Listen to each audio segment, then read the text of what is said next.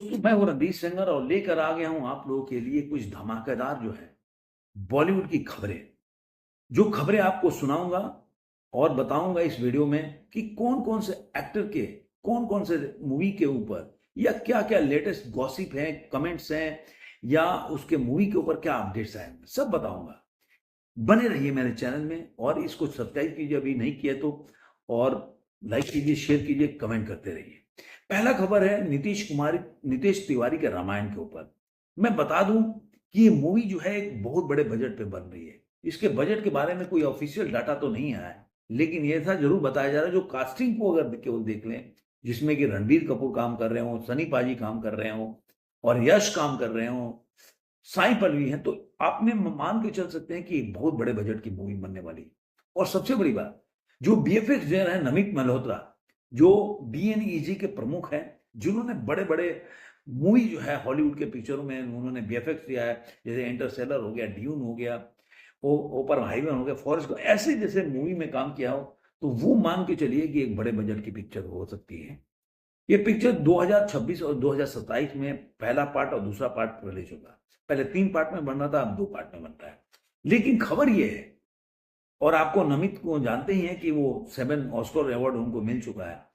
खबर ये है कि वो बोल रहे हैं कि ये मूवी ऐसी बनने जा रही है कि भारतीय कहानी कहने के बारे में दुनिया को उत्साहित करना करना चाहता हूँ। मतलब इस लेवल पे बनाना चाहता हूँ कि जो वर्ल्ड के लोग हैं वो देखते रह जाएँ कि किस तरह का पिक्चर है और रामायण कैसी होनी चाहिए, कैसी कहानी है। क्योंकि आदि पुरुष से जो दर्शक बस बोल सकते हैं निराश हैं, उनके ऊपर एक उत्साह भरने का प्रयास करना चाहते हैं लोग। तो इसलिए एक बहुत बड़े बजट की पिक्चर है और इनका स्टेटमेंट जारी करता है कि ये कहीं से भी कहीं कंप्रोमाइज करने को तैयार नहीं है, चाहे स्टोरी हो, वीएफएक्स हो, हर तरह में। आपने आदि पुरुष में देखा होगा कि कितना मतलब नीचे लेवल का जो बोल सकते हैं या घटिया दर्जे का वीएफएक्स आपको पता ही। इसके बाद आता है कि बॉबी देओल जो है, वो आप जानते हैं कि उनके पास इस समय एनिमल के बाद और कंगुआ आई और उसके बाद अभी डाकू मारा है। उसके बाद नेगेटिव कैरेक्टर उनके पास ऑफर ही ऑफर आ रहे हैं। अब वो बोल रहे हैं कि मैं ऐसा रोल नहीं करना चाहता जिसमें टाइपकास्ट हो जाऊं, क्योंकि पहले भी मैं टाइपकास्ट हो गया था, इसलिए मैं उससे बाहर निकलने के लिए जब मैं डर रहा था, जब आश्रम जो मैं साइन किया था ओटीटी, तो मैं काफी घबराया हुआ था कि घर के लोग मेरे इस पे नाराज होंगे। लेकिन अब फिर वही दौर पे आ गया हूँ जहाँ पे केवल मुझे नेगेटिव कैरेक्टर के लिए ऑफर आ रहा है और बड़े-बड़े ऑफर आ रहे हैं। लेकिन अब मैं टाइपकास्ट नहीं होना चाहता, एक रोल में बँधा नहीं होना चाहता, चैलेंजिंग रोल करना चाहता हूँ। तो हो सकता है जो बॉबी देओल के फैन हैं उनके लिए अच्छी खबर है, क्योंकि अगर ऐसा सोच रहे हैं तो फिर ऐसी चीज़ों की तलाश करेंगे, ऐसे कैरेक्टर की तलाश करेंगे जो कि उनके लिए एक पॉजिटिव कैरेक्टर भी ला सके। इसके बाद आपको पता होगा कि मिक्का जो है, अपने घर को रिनोवेट करना चाहते हैं और उसके लिए उन्होंने जो आपको पता शाहरुख खान की वाइफ है गौरी खान, उसको उन्होंने मतलब कॉन्टैक्ट किया। लेकिन शाहरुख खान ने इस पे चुटकी लिया और बोला कि तेरे को ना सारा का सारा पैसा तेरा लूट लेगी, गौरी खान को साइन करेगा तो। क्योंकि आपको पता होगा शाहरुख खान के ब्रांड के साथ ही अगर गौरी खान का नाम जुड़ा हो, तो ऑब्वियसली उनके चार्जेस ज़्यादा होंगे। इसके बाद मीका का एक और कंट्रोवर्सी आ गया कि उन्होंने बिपाशा बासु पे बहुत ही सनसनीखेज आरोप लगाया, क्योंकि उन्होंने बोला कि ओटीटी पे उनका डेंजरस करके जो सीरीज बन रहा था, केवल बिपाशा बासु की वजह से वो बन नहीं पाया और यही वजह कि आज बिपाशा के पास काम नहीं है। इसमें बिपाशा ने जवाब दिया कि अराजकता फैलाने वाले फैलाने रहते हैं, इस तरह का उन्होंने कमेंट किया, नाम तो नहीं लिया, लेकिन बताया ऐसा लग रहा है कि उन्होंने उसका जवाब दिया। इसके बाद एक और खबर है रणबीर कपूर से जुड़ी, क्योंकि संदीप रेड्डी बांगा ने जो एनिमल के बाद से ही एक बज़ क्रिएट हो रहा था कि मूवी कब आएगी? कभी हो रहा था आएगी, कभी हो रहा नहीं आएगी, कभी वो बोल रहे हैं कि मैं तो अभी स्प्रीट में बिज़ी हूँ। लेकिन अब बॉलीवुड हंगामा से कोमल नाहटा से उन्होंने एक इंटरव्यू के दौरान इस पे सारी बातें बताई। उन्होंने ये भी बताया कि बॉबी देओल के कैरेक्टर को क्यों मुक रखा। उन्होंने ये भी बताया कि मैंने शाहिद कपूर को इस फ़िल्म के लिए, रणबीर कपूर के रोल के लिए क्यों नहीं चुना। लेकिन उससे बड़ी बात उन्होंने बताया कि एनिमल पार्क जो आ रही है 2027 में उसकी शूटिंग शुरू हो जाएगी और 2027-28 तक ये आ सकती है।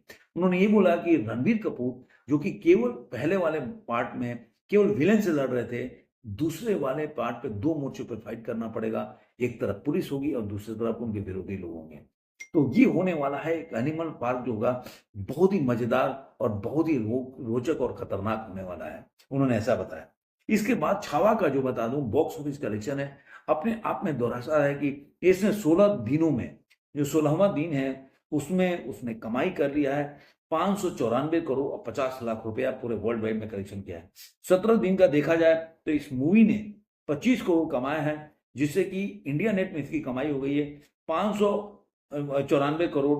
और इस तरह से वो देखा जाए तो उसके बाद 75 करोड़ इसने ओवरसीज से कमाई किया है और वर्ल्ड वाइड कलेक्शन इसका बढ़ के हो जाता है 620 करोड़। इसके साथ ही बॉलीवुड का जो बाहुबली का रिकॉर्ड है हिंदी का, वो रोड रिकॉर्ड को तोड़ देती है।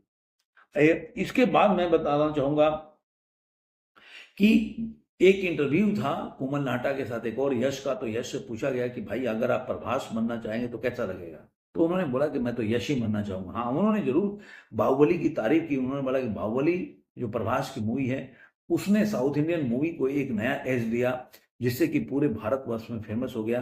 अब पहले इसके 2010 के पहले पिक्चरें डब होके आती थी, अब वो ऐसा स्थिति नहीं है।